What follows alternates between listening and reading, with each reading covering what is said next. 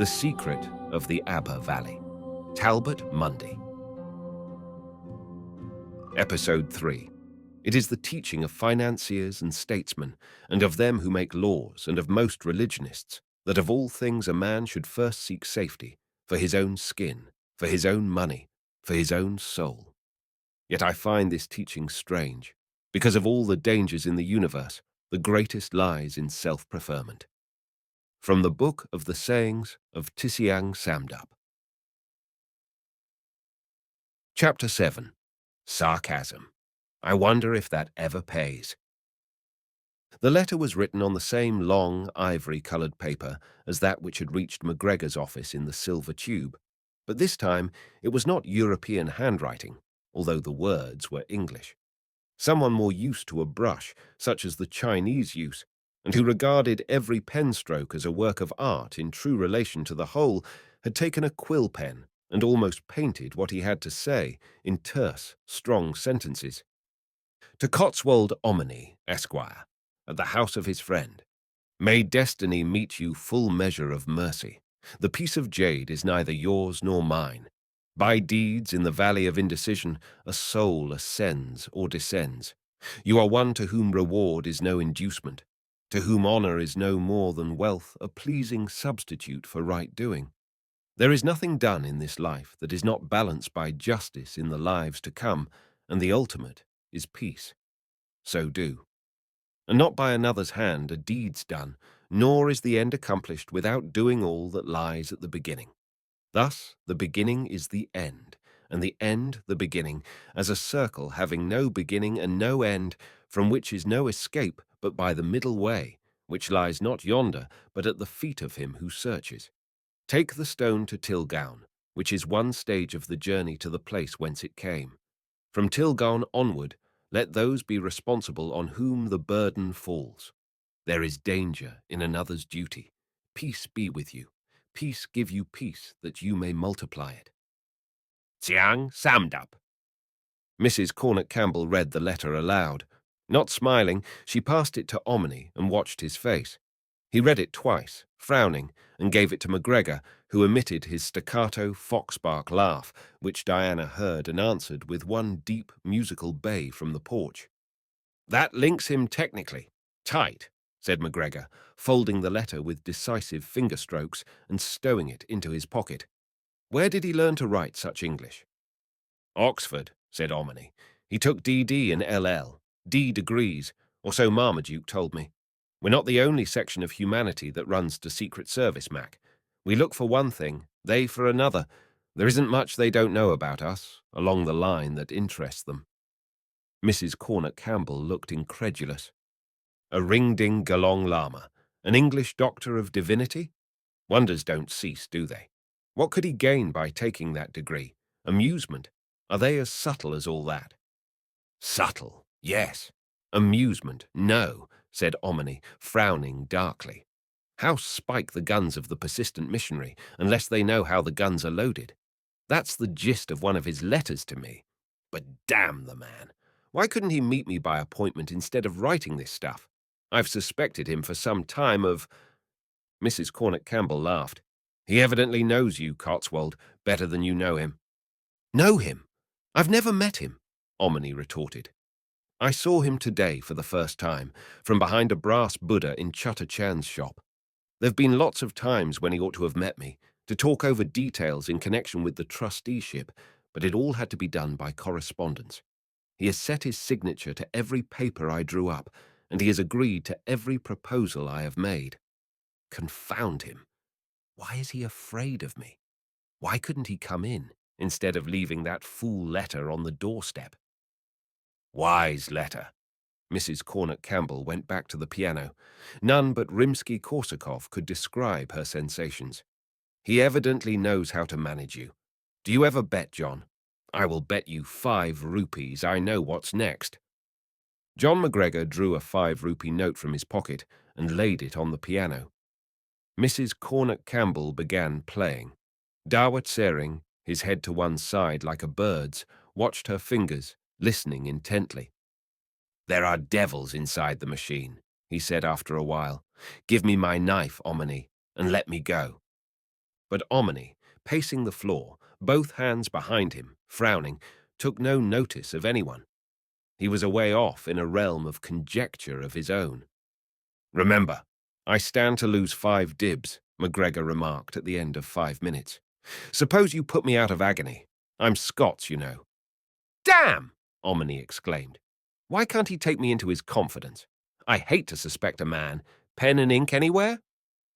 "I lose," said Mrs. Cornet Campbell, nodding toward a gilt and ivory writing desk against the wall. "Take back your 5 rupees, John. You'll find a 5 of mine being used as a bookmark in one of those volumes of Walter Pater on the shelf. Put something in its place." McGregor paid himself. Omni at the desk tore up sheet after sheet of paper, chuckled at last, and wrote a final draft.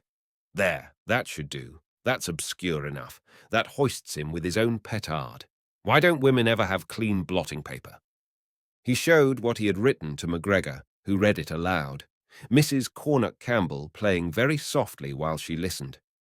"To the Holy Lama Tsiang Samdup, in the place where he has chosen to secrete himself. I will take the middle way if I can find it, and I hope neither of us may get lost. I wish you all success. Cotswold Omni." "Sarcasm," said Mrs. Cornet Campbell. "I wonder if that ever pays." "We'll see." Omni sealed up the envelope on which he had written simply Tsiang Samdup and stood over Dawa Tsering. "Take this letter to the Lama. Come back here with proof you have delivered it, and you shall have your knife." "Send him in my dog cart," McGregor advised. "My Says is one of those rare birds who do as they're told. He doesn't talk or ask questions." So Dawa Tsering was seen onto the back seat of the dog cart, with a horse blanket under him to keep grease off the cushion, and the conference was resumed. McGregor questioned Omni narrowly concerning the events of the afternoon, and particularly as to the exact location of the courtyard where the attack had taken place. "It doesn't look to me as if they meant to kill you," he said at last. "It seems to me they were hell-bent on merely driving you away. Tiddly, tum-tum, we've made a mess of this. We should have had that building watched. Catherine, I will bet these 10 rupees that our friend from Spiti draws blank." "Men are unintuitive creatures," Mrs. Cornet Campbell answered. "No, John, I won't bet. The obvious thing was to take the Lama at his word and go straight to Tilgown. I suppose Cotswold would see that, but he didn't. Did you? What is the objection?" "This," said Omni, pausing, looking obstinate. "He is either my friend or he isn't. He has every reason to be frank with me. He has chosen the other line. All right." "All wrong," she answered, chuckling. "In that letter, in his own way, he invited you to trust him." "I don't," remarked Omni, shutting his jaws with a snap that could be heard across the room. He refused to explain himself. He was not quite sure he could have done that, but had no inclination to try. If he had opened his lips, it would have been to invite McGregor to throw a plain-clothes cordon around that house at the end of the courtyard, search the place, and expose its secrets. Habitual self-control alone prevented that. 20 years of living courteously in a conquered country, making full allowance for the feelings of those who must look to him for justice, had bred a restraint that ill temper could not overthrow. But he did not dare to let himself speak just then. He preferred to be rude, took up a book, and began reading. Mrs. Cornet Campbell went on playing. John McGregor smoked in silence, pulling out the Lama's letter, reading it over and over, trying to discover hidden meanings. So more than an hour went by with hardly a word spoken, and it was long after midnight when the wheels of McGregor's returning dog-cart skidded on the loose gravel of the drive at the rear of the house, and Diana awoke on the porch to tell the moon about it. Dawa Tsering was admitted through the back door and shepherded in by the butler, who held his nose, but who was not otherwise so lacking in appreciation as to shut the door tight when he left the room. Omni strode to the door, opened it wide, looked into the frightened eyes of the Goanese, and watched him until he disappeared through a swinging door at the end of the passage. "Now," he said, shutting the door tight behind him. "The Lama is gone," Dawa Tsering announced dramatically. "If I had had my knife, I would have slain the impudent devil who gave me the news. Tripe out of the belly of a pig is his countenance. Eggs are his eyes. He is a Ragyaba. The son of evil pretended not to know me. When I offered him the letter for the Lama, he growled that Siang Samdup and his chela had gone elsewhere. When I bade him let me in, that I might see for myself, he answered ignorantly. Ignorantly? How do you mean? He struck me with a bucket, of which the contents were garbage unsuitable to a man of my distinction. So I crowned him with the bucket, thus, not gently, and his head went through the bottom of the thing, so that, as it were, he wore a helmet full of smells and could no longer see. So then I smote him in the belly with my fist, thus, and with my foot, thus, as he fell. And then I came away. And there is the letter. Smell it. Behold the dirt on it. In proof I lie not. Now give me my knife, Omoni. Omoni went into the hall and produced the knife from behind the hat rack. Dawa Tsering thumbed the edge of the blade lovingly before thrusting the weapon into its leather scabbard inside his shirt. Now I am a man again, he said devoutly. They would better avoid me with their buckets full of filth. Omoni studied him in silence for a moment. Did you ever have a bath? He asked curiously. Aye. Tsiang Samdup and his chela made me take one whenever they happened to think fit. That is how I know they are not especially holy. There is something heretical about them that I do not understand. I am worse than they, said Omoni. No doubt. They have their good points. I have none. You must wash yourself as often as I tell you, and I shall give the order oftener than they did. From now on, you are my servant. But who says so? I do. You desire me. No, because I already have you. I can dispose of you as I see fit, said Omoni. I can send you to the jail for killings and for train robberies, and for trying to murder me this afternoon, or I can bid you work out the score in other ways. That is true, more or less. Yes, there is something in what you say, Omoni. It is not more or less true. It is quite true. How so? Have I not my knife? Would you like to fight me? I can slay that she-dog of thine as easily as I can lay thy bowels on the floor. No, said Omoni. No honourable man could do that to his master. Are you not an honourable man? None more so. And I am your master, so that settles it. Dawa Tsering looked puzzled. There was something in the reasoning that escaped him. But it is what men do not understand that binds them to others' chariot wheels. Well, I do not wish to return to Spiti, yet, he said reflectively. But about the bath, how often? Besides, it is contrary to my religion, now I come to think of it.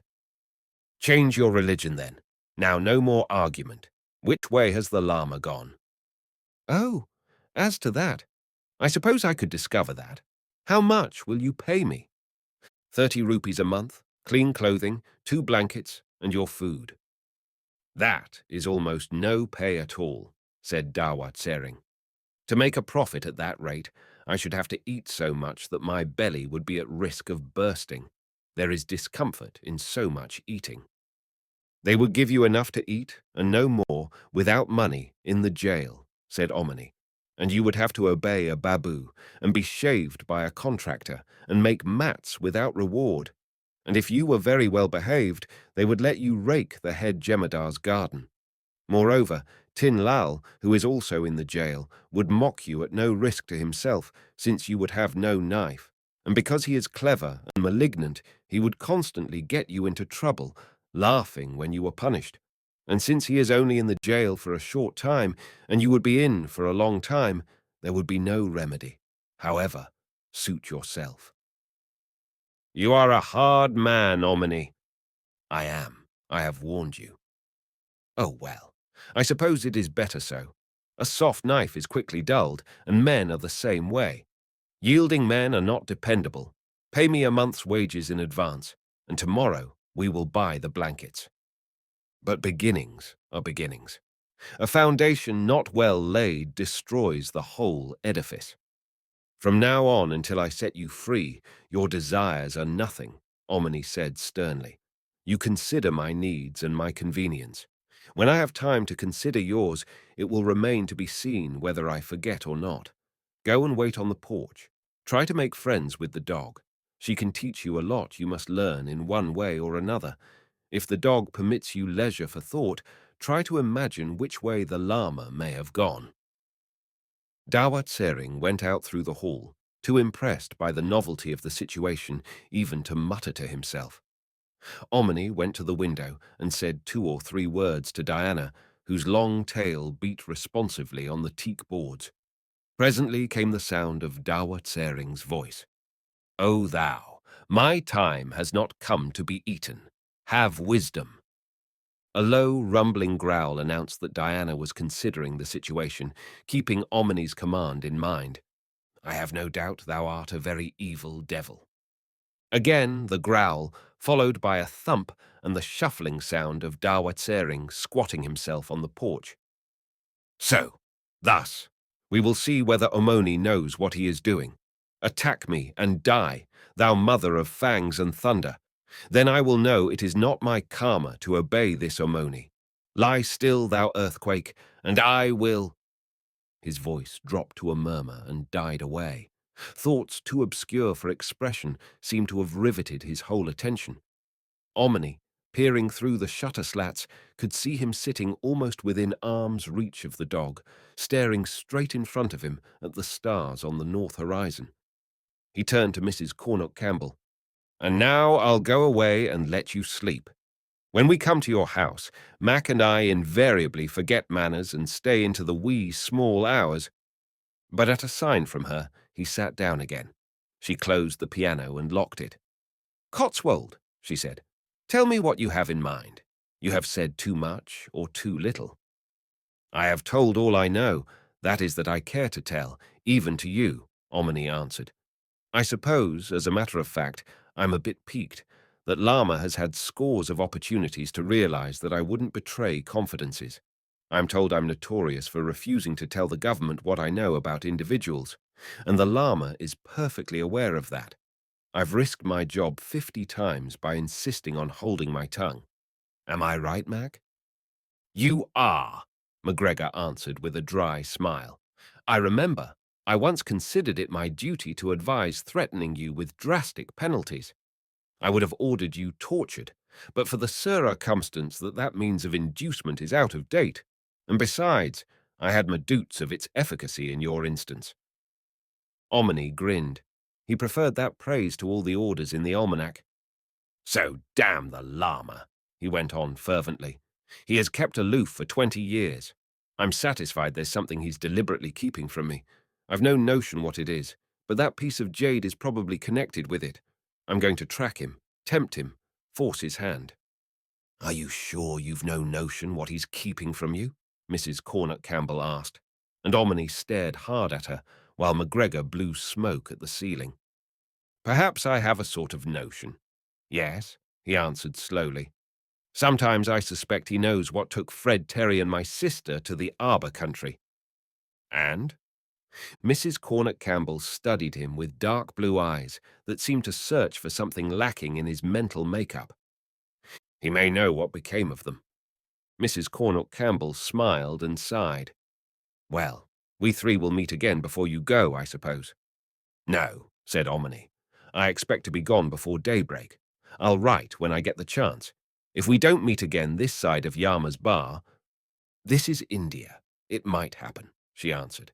"Your friendship has been one of 5 things that have made my life in India worthwhile." "Oh, nonsense," he said gruffly.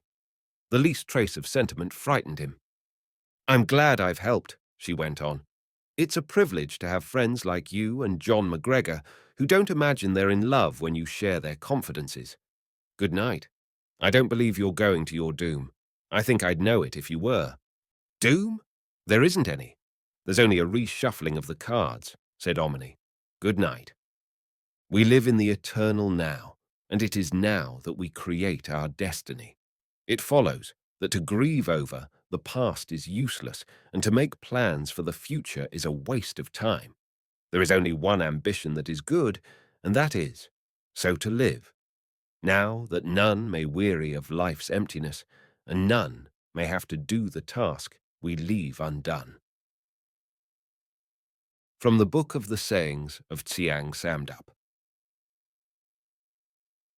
Chapter 8. The Middle Way. No man can learn any more of India in 20 years, or in any length of time, than he can learn about himself. And that is a mystery, but it is the door to understanding. And that is why men like Omni and John MacGregor, who have given to India the whole of their active lives, will say in good faith that they know very little about the country. It is also why they are guarded in their praise of viceroys and candidly suspicious of all politicians, why they listen to the missionary with emotion not entirely disconnected from cold anger, and why, when they return to England in late life, ripened by experience, they do not become leaders of men. Knowing how easily and how often they have deceived others and themselves have been deceived, they do not dare to pose as prophets. However, there are naturally some things that they do know, guidebooks, government reports, and experts notwithstanding. They know, some of them, that news travels up and down India without the aid of wire, semaphore, or radio, and faster than any mechanical means yet invented can imitate. It seems to travel almost with the speed of thought, but although it gets noised abroad, none will ever tell which individual released it. They also know that there are routes of travel, unconnected with the railway lines or trunk roads, not marked by recognizable signposts, and obscure to all who have not the key to them. Some of these routes are suspected to be religious in their origin and purpose. Some are political, and those are better understood. Some, they say, are survivals of forgotten periods of history when conquered people had to devise means of communication that could be kept absolutely secret from the conqueror. At any rate, the routes are there and are innumerable, crossing one another like lines on the palm of a man's hand. A man with the proper credentials, and whatever those are, they are neither written nor carried on the person, can travel from end to end of India, not often at high speed, but always secretly. And the strange part is that he may cross 100 other routes as unknown to himself as the one he travels by is secret from other people. The routes are opened, closed, and changed mysteriously. The men who use them seldom seem to know their exact detail in advance, and the fact that a man has travelled once by one of them, or even a dozen times, is no proof that he can return the same way. The underground route by which runaway slaves were smuggled from south to north before the Civil War in the United States is a crude and merely suggestive illustration of how the system works. And one thing is certain: these, so to speak, underground communications have nothing whatever to do with the ordinary pilgrim routes, although they may cross them at 1,000 points. Like eternity, they seem to have neither beginning, end, nor relation to time. Midnight is as high noon, and you cut into them at any time or point you please, provided that you know how. "Hotel, I suppose," said MacGregor, tooling the dog-cart along at a slow trot through the deserted streets. They were deserted, that is, of apparent life, but there are always scores of eyes alert in India. "No, set me down in the Chandni Chowk. I'll tell you where to stop." "Man alive, you can't go scouting in a dinner jacket." "Why not?" Omni asked obstinately. MacGregor did not answer. Omni spoke his mind in jerky sentences. "Tomorrow morning, this morning, I mean, be a good chap. Pack my things at the hotel. Forward them all to Tilgaon. Send someone you can trust. Let him leave them with Miss Sanburn. Bring back a receipt to you." "Money?" asked MacGregor, nodding. "Plenty. If I need more, I'll cash drafts on Chutterchand." "What name will you sign on them? I'd better warn him, hadn't I?" "No need. I'll make a mark on the drafts that he'll recognize." "Going to take the dog with you?" "Of course." MacGregor smiled to himself. Omni noticed it. "By the way, Mac, don't try to keep track of me." Remarked MacGregor. Omni's jaw came forward. "I might not know, but they would, Mac. You can't keep a thing like that from them. They'd close the middle way against me." MacGregor whistled softly. The middle way to Nirvana is no particular secret. Anyone may read of it in any of 1,000 books, and he may tread that path who dares to declare war on desire. But that is esoteric, and no concern of the Secret Service. Exoterically speaking, the middle way is a trail that for more than a century the Secret Service has desired to learn with all its inquisitive heart. I mean it, Mac. All bets are off unless you promise. You needn't betray confidences, said McGregor. You're not responsible if I keep tabs on you. That's a naked lie, and you know it, Mac. I can get through if I burn all bridges. I haven't learned what little I do know by letting you know what I was doing. You know that. If you're killed or disappear, that's my lookout. As a friend, you're all right. As an assistant, you're a disappointing, independent devil, said McGregor. You're as useful as a bellyache to open a can of corned beef with. All right. Damn it. Have your own way. Remember, I shall take you at your word. If you're ditched, there's no ambulance. Splendid. Then here's where I vanish. Pull up by that lamppost, won't you? Well, so long, old chap. Nothing personal, eh, Mac? No, damn you. Nothing personal. I wish I were coming with you. Good luck. Goodbye, old chap. They did not shake hands, for that might have implied that there was a dwindling friendship, to be bridged or denied recognition. Diana sprang down from behind, and Dawa Tsering followed her. McGregor drove away, not looking back, and the Sais, the sole occupant now of the back seat, sat with folded arms, staring straight along the middle of the street. But Omni took no chances with the Sais. He watched until the dog-cart turned a corner before he made a move of any kind. Then he walked straight to a door between two shop fronts and pounded on it. He had to wait about 3 minutes before the door was opened, gingerly at first, then after a moment's inspection, suddenly and wide. A very sleepy-looking Jew confronted him, a Jew of the long-nosed type, with the earlock that betokened orthodoxy. He had a straggly beard, which he stroked with not exactly nervous but exceedingly alert, long fingers. "Omni, this time of night," he said in perfectly good English, but there was nothing that even resembled English about his makeup. He wore a turban of embroidered silk and a cashmere shawl thrown over a cotton shirt and baggy pantaloons. His bare feet showed through the straps of sandals. "Let me in, Benjamin." The Jew nodded, and holding a lantern high, led the way down a passage beside a staircase into a big room at the rear that was piled with heaps of clothing, costumes of every kind and colour, some new, some second-hand, some worthy to be reckoned antiques. There were shelves stacked with cosmetics and aromatic scents.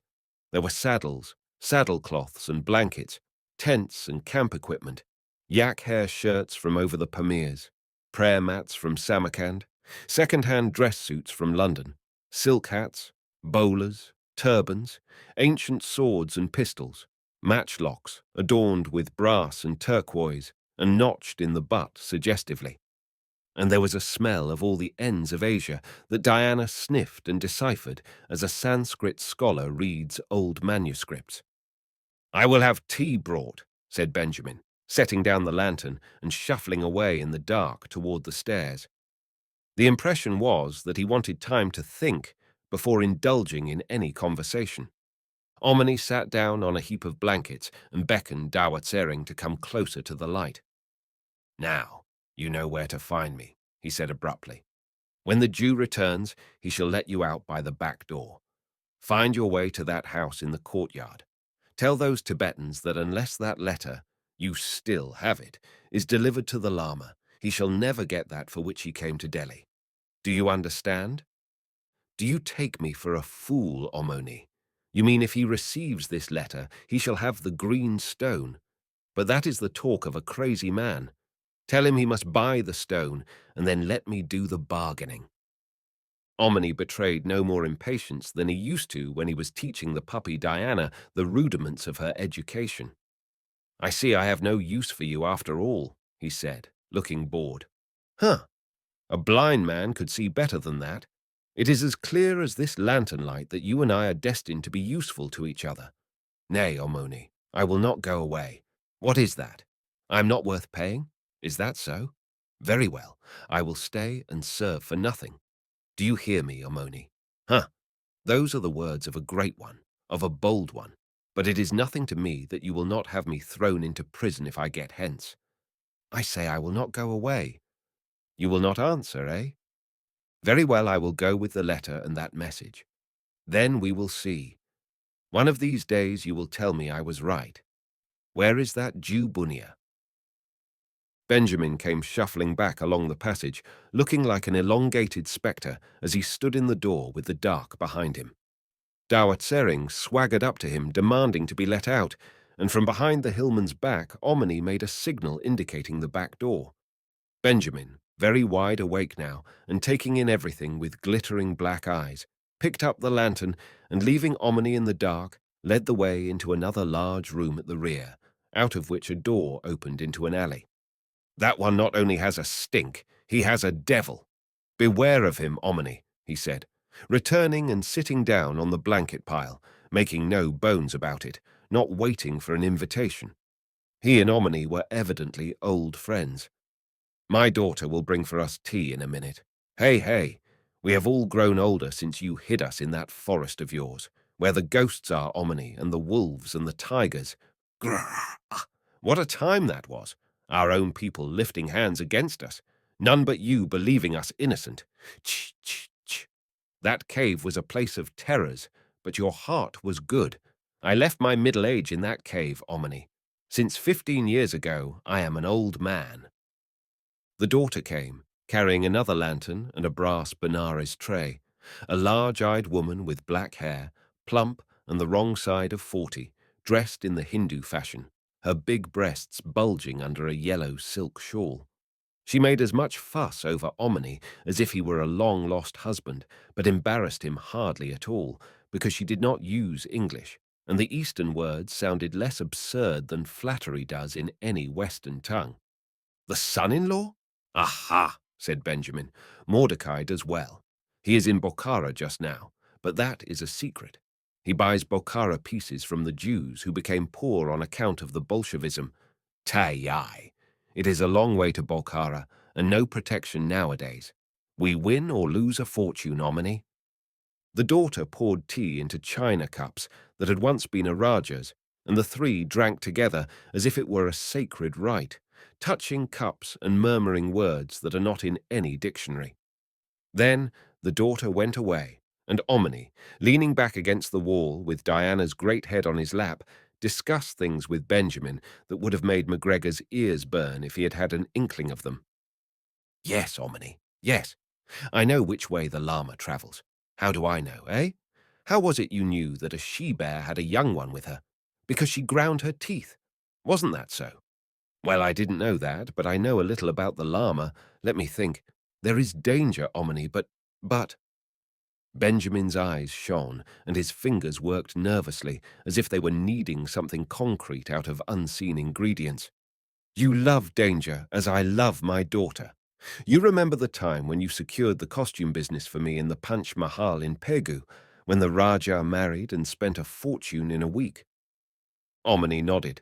Together, he and Benjamin had done things that are not included in the lives of routine, loving mortals, things that are forbidden, things that the orthodox authorities declare are not so. And there is mirth in memories of that kind, more than in all the comedies at which one pays legitimately to look on. Benjamin cackled and stroked his herd reminiscently. Did the Rajah ever learn that you and I were actors in that play? Heh, heh, heh. Did the priests ever discover it? Te, te, te, heh, heh. Oh, my people, eh, eh. You remember how the Nouch girls were inquisitive? Omni, you had the key to the temple crypts in your hand that minute. What actresses they were, what incomparable artists, and what children. The half of them were in love with you, and the other half were so devoured by curiosity. Ah, how they wriggled with it. They would have betrayed the chief priest at a nod from you. And didn't they dislike me? I haven't your gift, Omni, for getting into the hearts. I can only see behind the brains. And what I see. But never mind. What times, what times! Did you never follow that up? Did you penetrate the crypt? Did you now? No time. Had to get back to work. Ah, well. You wouldn't tell me, I suppose. But why not once more be an actor? Omni, you know all the Hindu plays. I have seen you act Puravas and, well, believe me, I sat and pinched myself. I am telling you the truth. And even so. But listen, the Lama Tsiang Samdup is planning to take a company of actors north for certain reasons.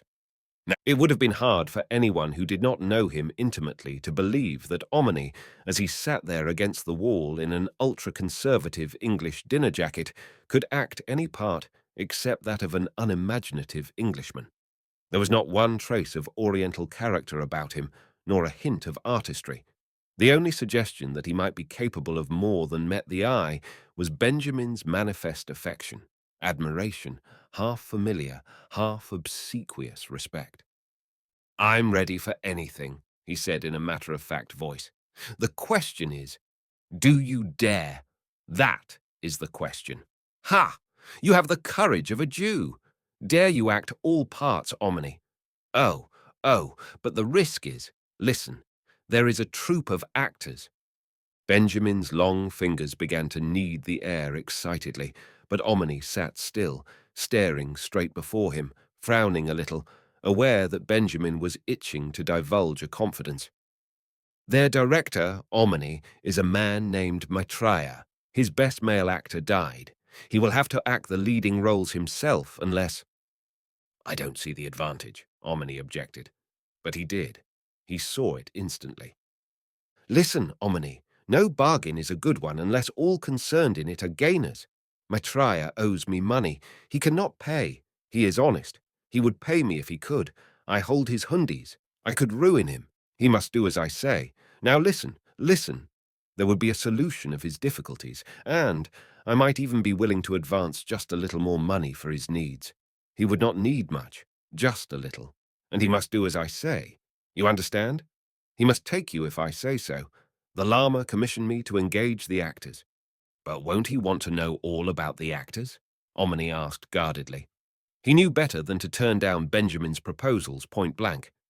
Benjamin grew suddenly calm, shot one keen glance at Omni, and changed his weapon, so to speak, into the other hand. It began to be clear enough that Benjamin had irons of his own to heat. "Of course, if you ask me, Omni, if you were to ask my advice, as a man to a man of business, I would ask you, why not go straight to Tilgaon and there wait for the Lama? He is searching, you say, for a piece of jade which is in your possession. Will he not follow you to Tilgaon if you go straight there? How much trouble you would save, how much risk you would avoid, and how much information I might lose. Show me the jade, Omni." "Can't. I've sent it to Tilgaon. The Lama doesn't know that. He thinks I've got it with me." "Well, then if you go to Tilgaon, won't he follow you?" "Undoubtedly, but I prefer to follow him. It's this way. You and I, Benjamin, have been friends for 15 years, haven't we? If you have anything you want to keep from me, I don't doubt there are lots of things. You tell me point blank, and I'm careful to shut my eyes and ears. If I stumble on anything by accident, I dismiss it from mind. I forget it. If you tell me a secret in confidence, I keep it a secret. Take no advantage of you. I know you treat me in the same way, but the Lama is supposed to have been my friend for 20 years, although I've never met him to speak to, never saw him until yesterday.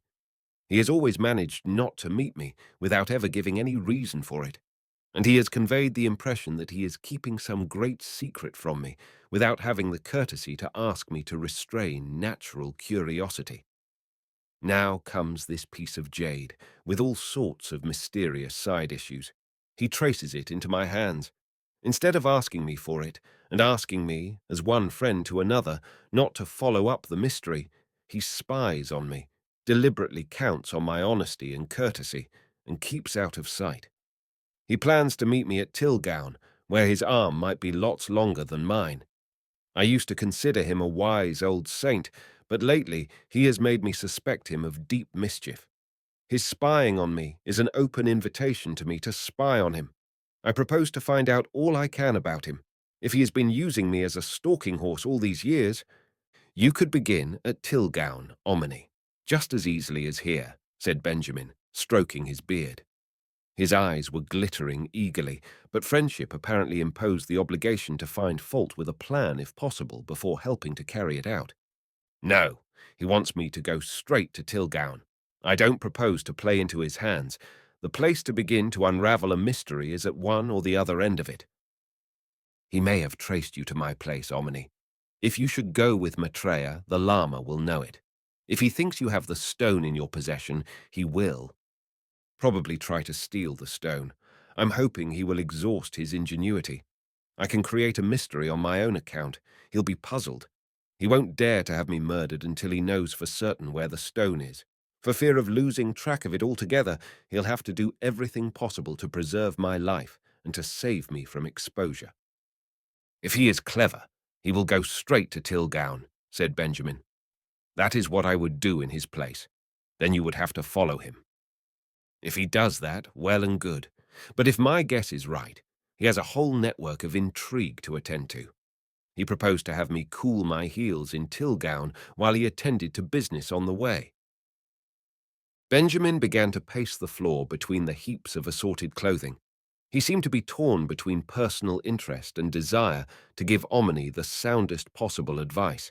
He muttered to himself. His arms moved as if he were arguing. Once he stood still with his back toward Omni and bit his nails.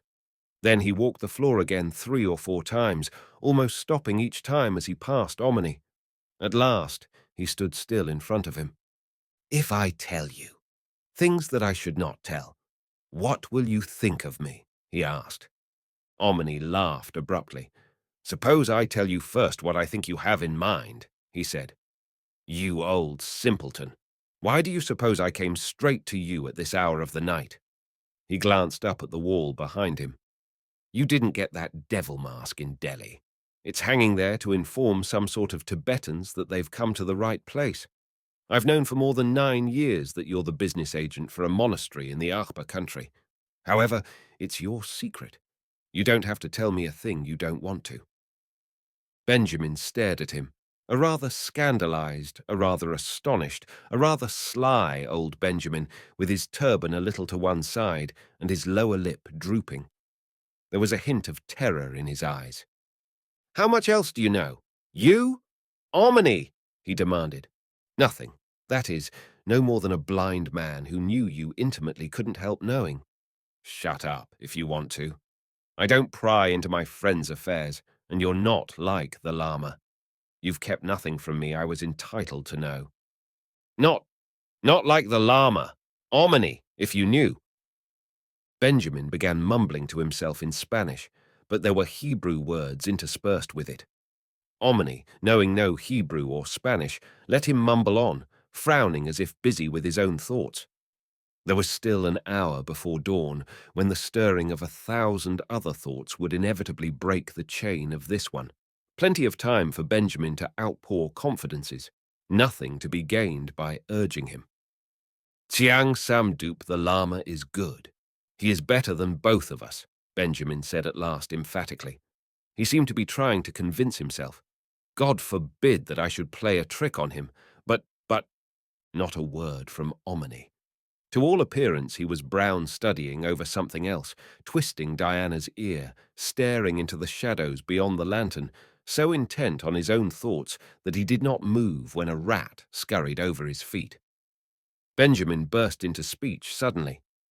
15, nearly 16 years, Omni, I have been agent for the Lama Tsiang Samdup.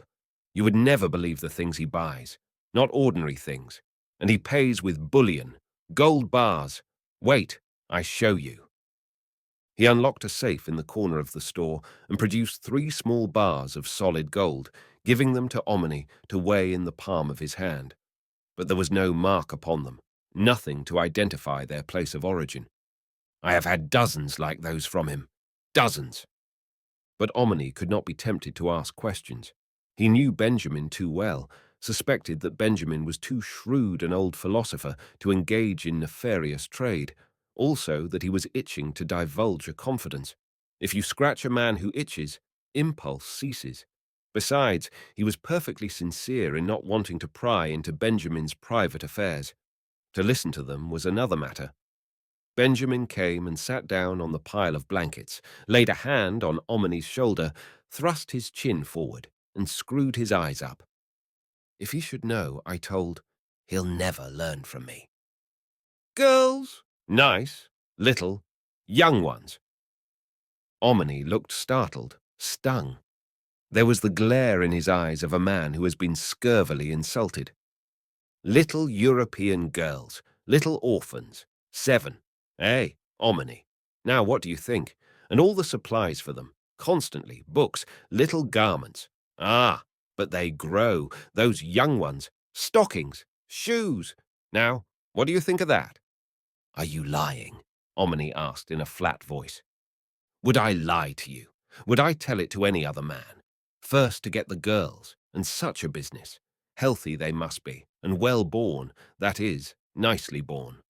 And the first was a little Jewess, 8 years old at that time, from parents who were killed in Stamboul.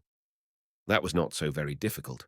A Jew and his wife, whom I knew intimately, brought her as their own child to Bombay. And after that, it was easy to dress her as a Hindu child, and to pretend she was a little young widow, and to smuggle her northward stage by stage. And once she reached Delhi, there was the middle way, Omni, the middle way. Ha! It was not so difficult, and the profit was very good. I'm waiting for you to hedge, said Omni. So far, I simply don't believe you. Well, the next was 11 years old, and she made trouble. She was the child of a sea captain who was hanged for shooting drunken sailors. Some missionaries took care of her, but they said things about her father, and she ran away. From Poona, the mission was in Poona. So, of course, there was a search, and much in the newspapers. We had to hide her carefully. The missionaries offered a reward, but she did not want to go back to the missionaries. In many ways, her character was such as Tsiang Samdup wished, and in the end, we conveyed her by bullock gharry all the way from Bombay to Ahmedabad, where we kept her several months in the home of a Hindu midwife. Then, the middle way. The middle way is easy when you know it. The third was from Bangalore, and she was only 9 months old, no trouble at all, the daughter of a very pretty lady who was engaged to be married. But the man died. She gave the baby to my wife's sister. That child went north in the arms of a Tibetan woman from Darjeeling. And the fourth was from London, a Russian musician's daughter, and the fifth was from Glasgow, and the sixth from Sweden, or so it was said. Those 3 were all about the same age, 6 or 7 or thereabouts.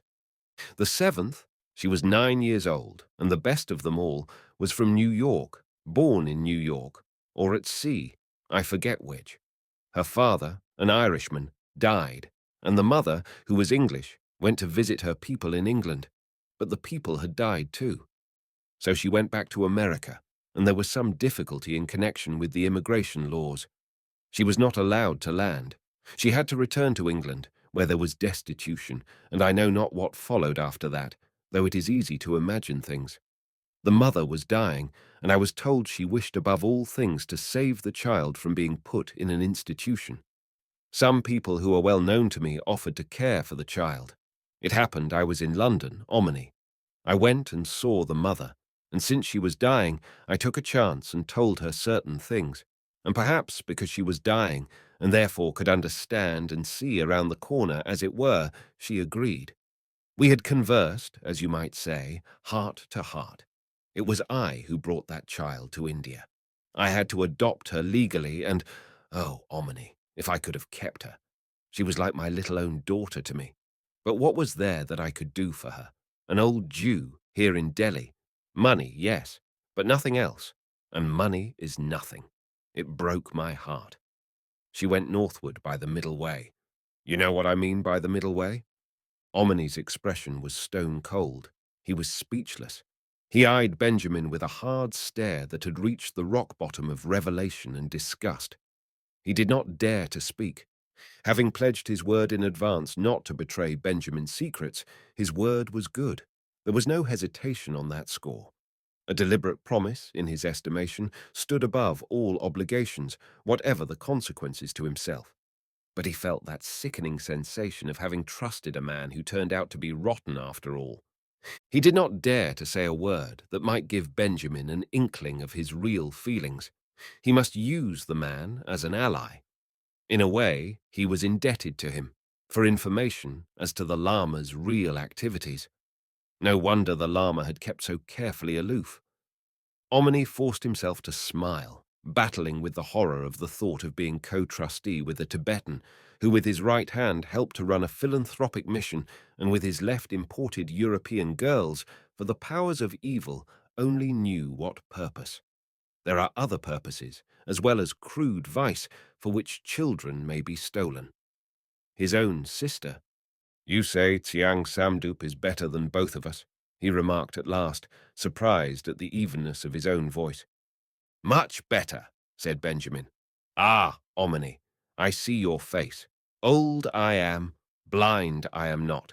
But listen, have you seen what happens to the children whose parents die or desert them?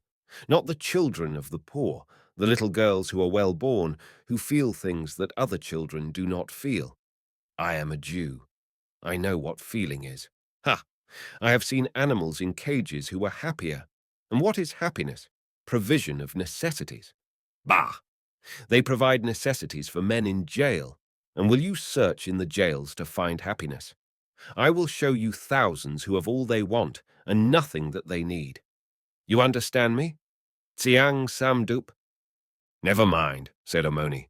I'll find out for myself. He did not want to talk. He was afraid of what he might hear, still more of what he might say. There are some men who present an impassive face toward the world, who can face death grinning, and are not afraid of the terror that moveth by night, or the pestilence that stalketh at noonday, who would rather be crucified than reveal the horror they have for a certain sort of traffic.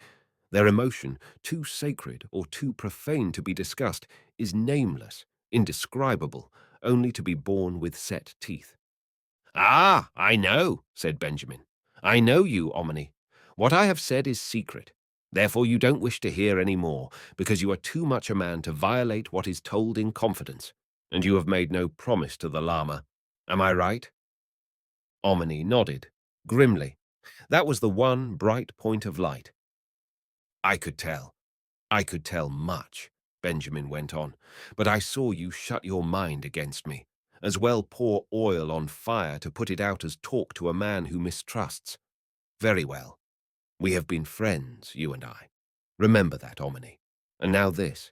You believe in a devil, some kind of a devil. All Englishmen do. You believe I am a devil. Benjamin, your friend, whom you hid in a cave in your forest, me and my wife and my daughter. We are devils. Very well. A promise that is made to the devil has not to be kept, Omni. Go and see for yourself. I will help you. When you have seen, you shall judge. Then, after that, if you say, I am a devil, you shall break your faith with me. You shall denounce me. I will let you be the judge. Have you ever been into the Abhor country? Omni asked. His voice was sullen now. There was a leaden note in it. No, Benjamin answered. And those children went to the Abhor country? Yes. Then what proof have you of what the Lama has done with them? Omni, as God is my witness, I have none. I think, I am almost positively sure, but... He paced the floor twice, and then flung himself down on the blankets beside Omni, looking up into his face. He was afraid at that moment, if ever man was. That is why I have told you. I swore never to tell. Find out, Omni. Tell the truth to me before I die. I am an old man, Omni. If I have been a devil, I will eat the shame to the last crumb. Omni, I swear, by my fathers I swear, I believe, I am almost positively sure. He buried his face in his hands, and there was silence, in which Omni could hear Diana's quiet breathing and his own heartbeats and the ticking of the watch in his vest pocket. When the actor, having thrown aside the costume and the wig, departs, is he a villain? Shall we take stones and murder him because for our amusement he enacted villainy? If he should act death in the play because decency demands that, Do we therefore burn him afterward and curse his memory? And is his wife a widow? And his life not like the play? The gods who watch the drama know that somebody must play the villain's part and somebody the pauper's. They reward men for the acting. He who acts a poor part well receives for his reward a more important part, when his turn shall come to be born again into the world. He, therefore, who is wise, plays pauper, king, or villain with the gods in mind. From the Book of the Sayings of Tsiang Samdup. Chapter 9. Gupta Rao. Dawn came and no Dawa Tsering. Pale light through cobwebbed windows drove the dark into corners and consumed it, until the devil mask on the wall over Omni's head grinned like a living thing, and the street noises began, announcing that Delhi was awake. Diana stirred and sniffed, mistrusting her surroundings, but patient so long as Omni was satisfied to be there. Benjamin shuffled away to the stairs. The daughter came, fussily, fatly hospitable, with chota hazri on the brass Benares tray, fruit, tea, biscuits, and a smile that would have won the confidence of Pharaoh, ruler of the Nile. But Omni's heart had turned harder than Pharaoh's ever did. He could hardly force himself to be civil. He drank the tea and ate the fruit because he needed it, unconscious now of any ritual of friendship in the act, answering polite inquiries with blunt monosyllables, his mind and memory working furiously, independently of any efforts at conversation. His face was a mask, and a dull one at that, with no smile on it. The iron in him had absolute charge. He was not by any means the sort of man who flatters himself. "You damned, deluded fool," he muttered pitilessly, and Diana opened one eye wide, awaiting action. He blamed himself, as mercilessly as he always had been merciful to others, for having acted as the Lama Tsiang Samdup's foil for 20 years. Above all things, he despised a smug fool, and he called himself just that. He should have suspected the Lama long ago. He should have seen through Benjamin. He had believed his trusteeship of the Tilgaon mission was a clean and selfless contribution to the world's need. Why hadn't he resigned then from his government job long ago to devote his whole career to the trust he had undertaken? If he had done that, he knew no Lama could have hoodwinked him. No little girls would have been smuggled then into the unknown by way of Tilgaon. The self-accusation case hardened him. He set his teeth and almost physically reached out for the weapons of alertness, patience, persistence, cunning, with which he might redeem the situation. For redeem it he surely would, or else perish in the attempt. Exposure too soon would do no good.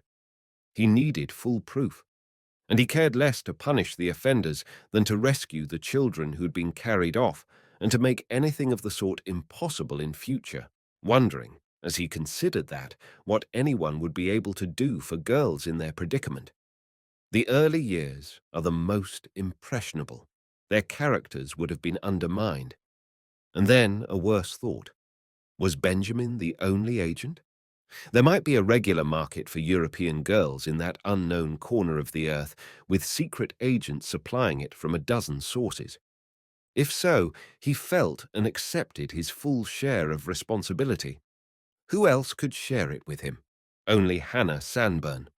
She, too, had shielded the Lama and, if ignorant of what was going on, might at least have suspected.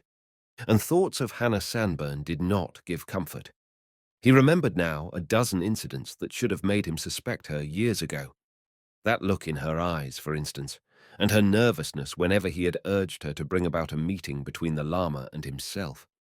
He recalled now how carefully she had always shepherded him through the mission, under pretext of observing the proprieties. She had never given him a chance to talk alone with any of the mission girls, and like a fool, he had believed she did that to prevent the very suggestion of scandal from finding an excuse. He had admired her for it. But there was that room, or was it 2 rooms, near her own quarters that she had always kept locked, and that he had not cared to ask to inspect, because she said she kept her personal belongings in there. And now this story, told by Mrs. Cornock Campbell, a witness as trustworthy as daybreak, of a white girl named Elsa, who spoke English and Tibetan, who had been to Lhasa, and who could draw, for he had seen the drawings, as masterfully as Michelangelo, and Hannah Sanburn's plea for secrecy, and the fact that MacGregor had had suspicions. Marmaduke might not have been the father of this strange girl, but that did not preclude the possibility of Hannah Sanburn being the mother. It seemed likely, more than likely, that the Lama possessed knowledge which enabled him to blackmail Hannah Sanburn.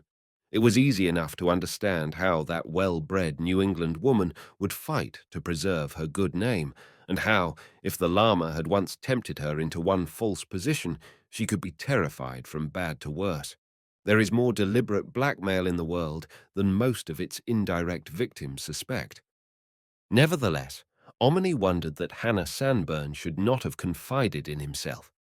She might have known he would have shielded her and helped her to redeem the situation. She had had dozens of proofs of his friendship. He smiled rather grimly as he thought to what lengths he would have gone to shield and befriend Hannah Sanburn, and yet more grimly, cynically, as it dawned on him to what lengths he might now have to go. Friendship is friendship, unto death if need be. Benjamin returned, and an hour's thought had had its effect on him too. His assistants came, and he chased them out on hurriedly invented errands, barring the shop door behind them. "I have sent for Maitreya," he announced, stroking his beard, watching Omni sidewise. He seemed to be not quite sure that Omni might not have changed his mind with daylight. "All right, hunt me out a costume." Omni stepped off the pile of blankets and began to strip himself. Benjamin's swift fingers sought and plucked along the shelves, selecting this and that until a little heap of clothing lay ready on a table, Omni saying nothing but observing almost savagely, like a caged man watching his meal prepared. "There, that is perfect," said Benjamin at last. "A dude, a dandy, such as actors are, aping the high caste, too educated to submit to inferiority, a little of this, a little of that, fashionable, tolerated, half philosopher, half mountebank." Stark naked, Omni confronted him, and Benjamin betrayed the naked fear that has nothing to do with physical consequences. Omni looked straight into his eyes and analyzed it, as he had done 15 years ago when he protected Benjamin against accusers. "All right, Benjamin, I'll trust you this once more, but no flinching. See it through." He dressed himself, Benjamin watching alertly for the least mistake, but that was an art in which no man in the world could give Omni instruction. He knew costumes as some enthusiasts know postage stamps, and he bound on the cream-colored silk turban without a glance in the mirror that Benjamin held for him. "I'll need an old trunk now and 3 or 4 changes," he said abruptly. "No, cowhide won't do. No, there's glue in that imported thing. Observe caste prejudices, even if I'm supposed to have none. Basket work's the stuff. That's it. Throw me in a trousseau." He began to pace the floor, adjusting himself to the costume, finding it not difficult. His natural, sturdy gait, learned in forest lanes with a gun under his arm, suggested independence and alertness without a hint of drill, which is the secret of self-assurance. Add good manners to that and an intimate knowledge. There is not much acting needed. He looked stout and a bit important in the flowing cotton clothes. The short beard gave him dignity. His skin, weathered by 20 years of outdoor life, needed no darkening. Even his legs and his bare feet, thrust into red Morocco slippers, had the ivory color that belongs to most of the higher castes.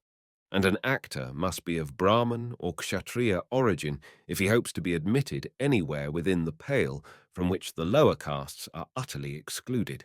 His profession makes him technically unclean, but that is rather an advantage than a handicap. "And the name? The honored name?" asked Benjamin admiringly. "Gupta Rao. I'm a Bhat Brahmin of Rajputana." Benjamin sat down and laughed with his head to one side, nursing a knee. "Oh, you Omni! A Jew you should have been. Hey, yay clever. Now who would have thought of that but you? Yacha, Bhat Brahman, of whom even Rajas are afraid. Gossiping tongue, the privilege to slander. Ya-ke-ke-ke. You are a clever one. Not even a Brahmin will challenge you, for fear you will make him a laughing-stock. Ke ha ha hey hey hey. Ah, but wait, we forgot the pan. You must have a pouch to carry betel nut, and the caste mark. Keep still while I paint the caste mark. And then, at last, came Dawa Tsering, not pleased with himself, but trying to appear pleased, adjusting his eyes to the dimness as Benjamin let him in by the back door. "Where is Omni?" He stared about him, brushed past Omoni contemptuously, and at last saw the cast-off dinner jacket and white shirt. He broke into the jargon Hindustani that serves for lingua franca in that land of 100 tongues, chattering as he hurried along the passage past the stairs and back again. "Where is he? Is he hiding? Has he gone?" Then, shouting at last in something near panic, "Oh, Omni!" He stared at Diana, but she gave him no information. She lay curled up on the floor, apparently asleep. Benjamin looked non-committal, busy considering something else. "Where is he? Thou?" the hillman demanded, coming to a stand in front of Omni and fingering the handle of his knife. The light was dim just there where the saddles were piled in a 10-foot heap. "Would you know his voice?" asked Omni. "Aye, in a crowd." "Would you know his walk?" "None better. Seen from behind, when he is thinking, he rolls thus like a bear. But who art thou? Where is he?" Omni turned his back, walked to the heap of blankets by the wall, and sat down. "Would you know him sitting?" he asked casually. And suddenly it occurred to Dawa Tsering that he was being questioned in his own tongue. "Thou!" he exclaimed. "Well, may the devils destroy the place. Art thou then a magician?" He sniffed 3 times. "Not even the smell is the same. Was it the Jew who worked the magic? Art thou truly Omoni?" "No, I'm changed. I'm Gupta Rao. If you ever call me Omni again without my permission, I will bring to pass a change in your affairs that you will remember. Do you understand?" "Gupta Rao, huh? A change, eh? And that is not a bad idea. Change me, thou. There are many garments in this place. Buy me some of them. That Lama played a dirty trick on me. He has vanished. I found his Chela Samding, and I told him the Lama owes me 2 months' pay. And I said, 'Where is the Lama?' But Samding, standing by a covered bullock cart, but the cart was empty, for I looked, laughed at me and said nothing. I would have killed him if I had not thought of that letter, which you said the Lama must receive. So I slapped Samding's face with the letter and threw it on the ground in front of him and bade him pick it up and find the Lama or take the consequences. And he said, with that mild voice of his, that I had become very reckless all at once. So I hustled him a time or two, hoping to make him strike me, that I might with justice strike him back. But he has no fight in him. He picked up the letter, holding it thus, because there was dirt on it, and he hates to soil his hands. And he said to me, "The Lama has no further use for you." Do you hear that, thou? What is thy new name? Gupta Rao. Did you ever hear the like of it for impudence? You wonder, I suppose, why I didn't smite Samding there and then, so that the Lama would have no further use for him. Trust me, I would have done. But 2 great devils of Tibetans came out of a doorway and seized me from behind. Lo, before I could draw my knife, they had hurled me into a party of Sikh soldiers who were passing, so that I broke up their formation, they blaming me for it, which is just like Sikhs. And it isn't wise to argue with too many Sikhs, so I ran. Now, what is thy name again? Gupta Rao? Well, it would now be fitting to disguise me, so that I may come on that Lama and his Chela and the whole brood of them unawares. Then let us see what one man can do to 6 Omni got up and began to pace the floor again. It would be difficult to disguise Dawa Tsering, even if that were advisable, for the man had a swagger that was as much a part of him as his huge frame, and a simplicity that underlay and would inevitably shine through all cunning. Yet the man would be useful, since he knew more than a little about the Lama's goings and comings, and once in the hills, where a man without an armed friend has a short life and a sad one as a rule, he would be almost indispensable. He had not made up his mind what to do when one of Benjamin's assistants hammered on the shop door and announced Maitreya. Dawa Tsering sat down beside Diana, who seemed to have decided he was tolerable, and Maitreya entered stagily, as if he thought he were a god or wished other people to believe him one. He was not a very big man, but he had a trick of filling up the doorway and pausing there before he strode into the room to seize by instinct the most conspicuous position and command all eyes. His face was rather wrinkled, but he was richly clothed in new tussore silk, with a gorgeous golden cummerbund, and his gallant bearing tried to give the lie to 50 years. There were marks on his handsome face that suggested debauch, but might have been due to former hardship. His manner on the whole was one of dignity and conscious worthiness. One could tell at a glance what were his views on the actor's art, and on the position that actors should hold in the community. In another land, he would have pestered the politicians for a knighthood. A pair of gorgeous black eyes that he knew how to use with effect glowed under a heavy lock of black hair that he had carefully arranged to fall in apparent carelessness beneath his turban. "You wish to see me, Benjamin?" His voice was tragic, his language Urdu, his diction refined to the verge of pedantry.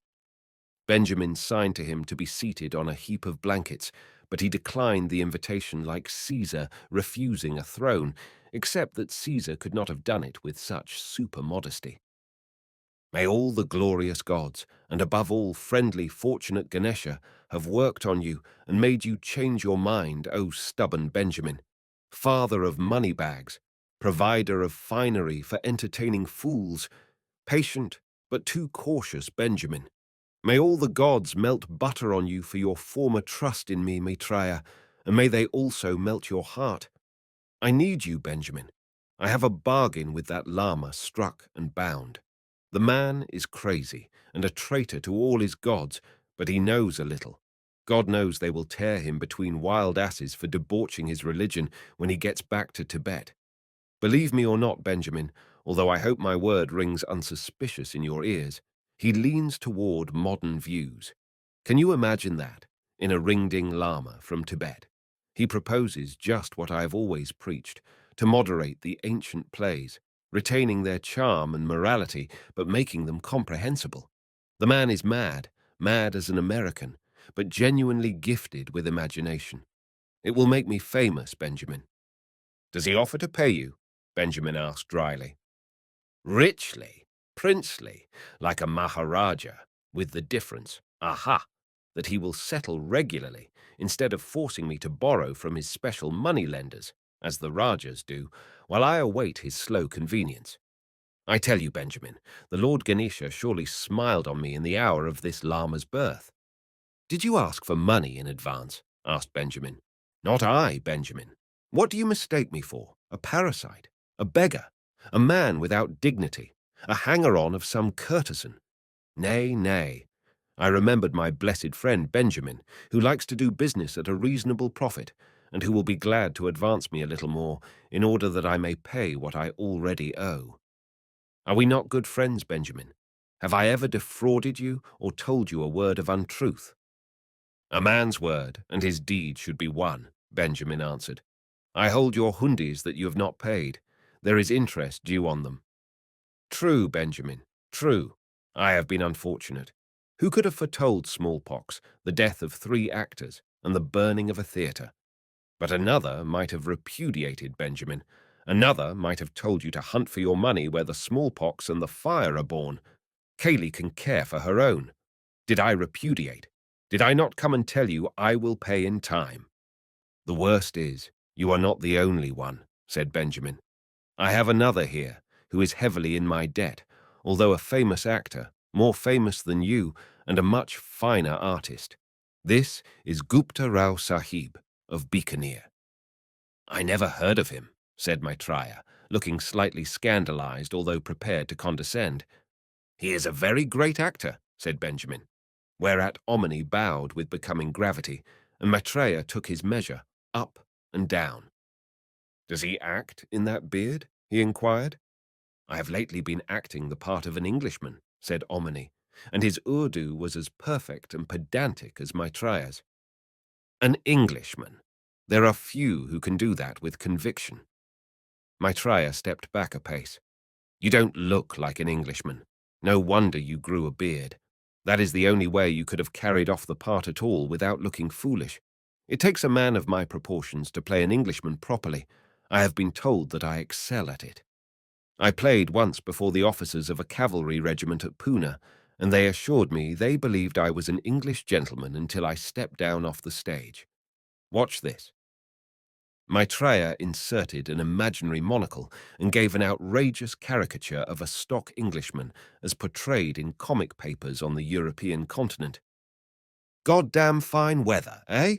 Not bad, eh? What? I see you are a genius, said Omni. I could not do it nearly so well as that. No, I dare say not. The actor's is an art that calls for technique. However, I dare say you are good in conventional parts, said Maitreya, mollified. I have seen him, and I am a good judge of such matters, said Benjamin. What I have to say to you, Maitreya, is that I am anxious about the money which you and Gupta Rao owe me. Benjamin put on his extra calculating air that Jews use to make their customers believe there is something as yet undecided, an alternative course, less profitable to the customer. It is the oldest trick in the world, much older than Moses. Maitreya showed furtive alarm. My son-in-law is away on a long journey. It is costing too much. I need the money, Benjamin went on. I will not advance you more, no, not a rupee more. Unless, said Maitreya.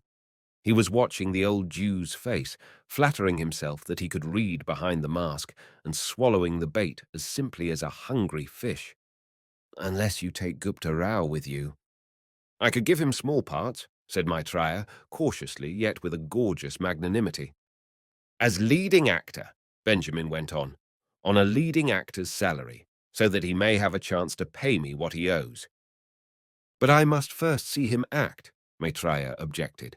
I promised the Lama a company of actors second to none, and on this new hundi, both your names must go, said Benjamin, so that you are both responsible, and I can take a lien on Gupta Rao's salary if I so wish. That stipulation started a long-winded argument in which Omni joined sufficiently to add confusion to it and support Benjamin by pretending to support Maitreya. Benjamin's investment in costumes, theatrical properties, and cash might be considerable, and there was no reason why the shrewd old merchant should not protect himself. At the end of an hour of expostulation, imprecation, gesticulation, and general pandemonium, Benjamin had his way, vowing he had never made a more unprofitable bargain in his life, and Maitreya was convinced that Gupta Rao had at least a rich vocabulary. Moreover, as fellow victims of necessity, with their names on a joint promissory note, they had an excuse for friendship, of which Omni took full advantage. Being of Brahmin origin, of course I have access to inner circles and enjoy privileges that are denied to you, and if I were an ordinary Brahmin, I would not join forces with you.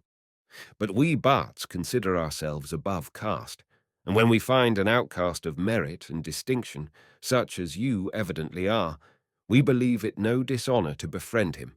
You will find it a great advantage to have me in your company, and for many reasons. Maitreya was readily convinced of that. A Bhat enjoys more privileges than any Skald did in the Viking days, for there is none who dares to call him in question, and nowadays, at least in northern India, there is no authority that can discipline him. An orthodox Brahmin is very easily kept within bounds, and it is next to impossible for a man of lower caste to pose as a Brahmin successfully, because at the first suggestion of suspicion he would be questioned narrowly and be required to give substantial proofs. If the proofs were not forthcoming, the Brahmins would simply close their ranks against him. But who shall challenge the College of Heralds on points of etiquette? The very pundits themselves, who are the fountainheads of orthodoxy, are at the mercy of the Bhats.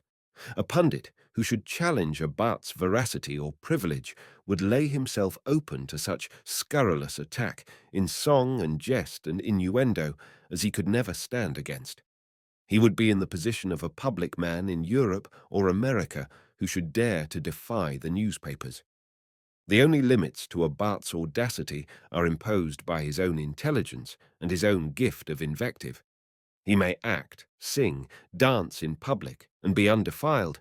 He may accept gifts whose very shadow no orthodox Brahmin would dare to let fall on his doorstep. And that source of strength is the secret of his weakness at the same time, since, like the press that accepts paid advertising, he has to be careful whose corns he crushes. Maitreya, finding himself linked with this Gupta Rao by a contract which Benjamin would certainly enforce, began at once to take good care to establish cordial relations. He was even deferent in his remarks about the beard. Beautiful it is and manly, good to see, Gupta Rao, but for certain parts and certain purposes will it not be inconvenient? Omni conceded that point. He withdrew to a little dark room and removed the beard by candlelight, using a razor belonging to one of Benjamin's assistants, and since the skin was paler where the hair had been, rubbing on a little dark stain afterward. While that was going on, Maitreya was regaled by Benjamin with accounts of Gupta Rao's audacity and influence. "Then why is he not rich?" Maitreya asked. "These Bharts are notorious for luxury. Everybody gives them presents to keep their tongues from wagging." "That is just it," Benjamin explained. "Too much luxury, too many gifts. It spoils them. This one is a gambler and a patron of the courtesans who favor him exceedingly. Che ya yai. What a weakness is the love of women. But he is on his good behavior at present because, says he, a Bikaniri broke his heart. But the truth is, she only emptied his pockets." "And that great dog?" Maitreya asked. "To whom does that belong?" Benjamin stroked his beard and hesitated, but Omni had heard every word of the conversation through the thin partition. "And that great savage beside the dog, that northerner, who is he?" asked Maitreya. Omni emerged, having reached a conclusion at last as to what should be done with Dawa Tsering and Diana. "I must count on your honour's sympathy and goodwill," he said, smiling at Maitreya rather sheepishly. "That hound is the agent of Hanuman. The man from Spiti is a simpleton whose service is to keep the hound in good health and to assist with occasional amorous errands. Our friend Benjamin has not told all the truth, whose heart is broken while he can communicate with his beloved." Maitreya smiled. He had acted in too many plays in which the plot consisted of intrigue between man and woman not to accept that sort of story at face value. Life to him was either drama or else mere drudgery. Omni excused himself to go and talk with Dawa Tsering. "Now, this dog is used to a dog boy," he said sternly. "Moreover, she will do as I say, and if you are kind to her, she will be tolerant of you." Diana smelt Omni over inquisitively. The strange clothes puzzled her, but having nosed them thoroughly, she lay down again and waited. "She is an incarnation of a devil," said Dawa Tsering. "I am sure of it." "Quite right. But she is a very friendly devil to her friends. I am going to tell her to look after you, and she will do it. And I order you to look after her. Keep the fleas off her. Attend to it that she is clean and comfortable." "What then?" "The Jew shall provide you with new clothing after you have cleaned yourself. When I go presently with that man Maitreya, you are to remain here, and you will see that the dog will remain with you willingly. At the proper time, you are to come and find me." "But how, Omoni? How shall I find you?" "Don't call me Omoni. Remember that. My name is Gupta Rao." "That makes you even more difficult to find." "You're going to learn what the dog can do. When I send a messenger, the dog will follow him, but you are to remain here. Do you understand? You are not to move away on any condition. When it suits my convenience, the dog will return to this place alone and will bring you to wherever I may happen to be. Do you understand?" "No, I don't understand, but I will wait and see," said Dawa Tsering. "I think you would make a good thief on the tea reins, Gupta Rao.